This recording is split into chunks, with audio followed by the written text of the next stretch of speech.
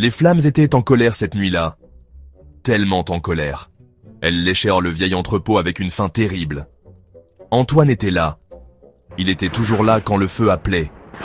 Un pompier. Son cœur était brave, son corps robuste. Il avançait à travers la fumée. C'était une danse familière, dangereuse. Il connaissait les risques, il les acceptait, pour les vies qu'il pourrait sauver, pour l'espoir qu'il pouvait apporter. Ce soir-là, l'air était plus chaud, les bruits plus forts. Quelque chose semblait différent. Il s'enfonça plus profondément dans la structure en flammes. Un cri.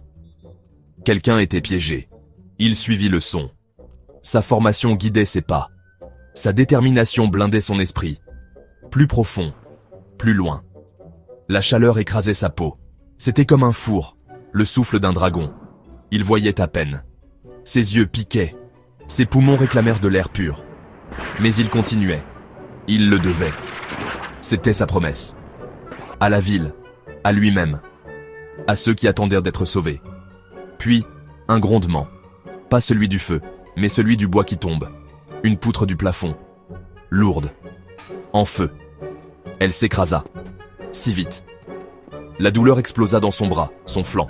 Une vague brûlante, insupportable. Il hurla. Il n'entendit pas sa propre voix. Le monde devint un flou confus d'orange et de noir. Il se sentit tomber. Tomber dans l'obscurité. L'odeur du brûlé. Sa propre chair qui brûlait. C'était une pensée terrifiante. C'était lui, maintenant, qui avait besoin d'être sauvé. Son équipe le trouva. L'arracha aux griffes de l'enfer. Leurs visages étaient des masques d'inquiétude. Il les voyait à travers un voile. Il entendait leurs voix pressantes, lointaines, étouffées, comme des sons venus de sous l'eau. Puis, le souffle frais de l'air de l'hôpital. L'odeur d'antiseptique, si pure, si différent de la fumée. Il se réveilla lentement.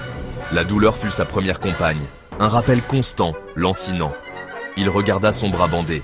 Sa vie, il le savait, avait changé pour toujours. Les jours qui suivirent furent longs, terriblement longs.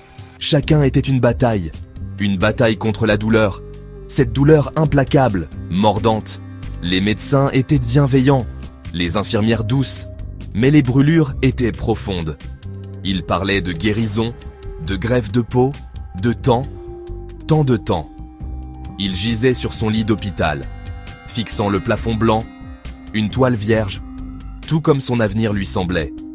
Vide, sans couleur, sans but. La caserne lui manquait, son équipe lui manquait.